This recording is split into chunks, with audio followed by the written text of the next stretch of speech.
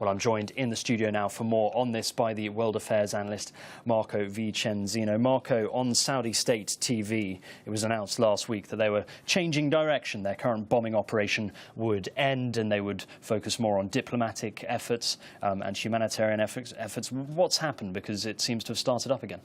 Operation Decisive Storm, which was the first 3-week phase of the battle, which was intense bombing every day, basically achieved its goal in terms of downgrading the heavy weaponry of the Houthis. It received United Nations security backing. It had a resolution calling for the embargo on the Houthis in terms of weapons, telling the Houthis to move back. So the idea was, when you had that ceasefire, was to give an opportunity whereby everyone can somewhat come to the negotiating table.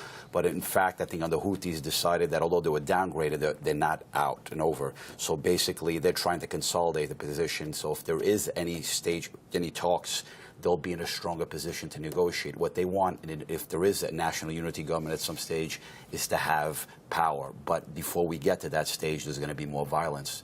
The main cities that were affected were Sana'a and also Aden. What were they trying to achieve with the warships bombing of Aden?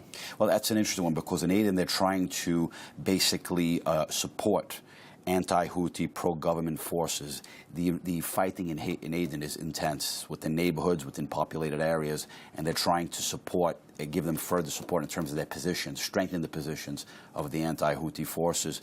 It was the first time that Sana'a, the capital, was bombed by the air since the announcement of the end of Operation Decisive Storm.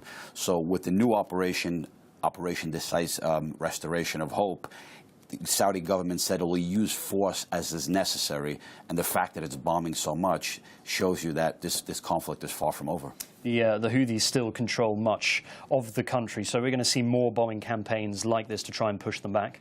Yes, you'll see quite a bit, and probably will intensify even more.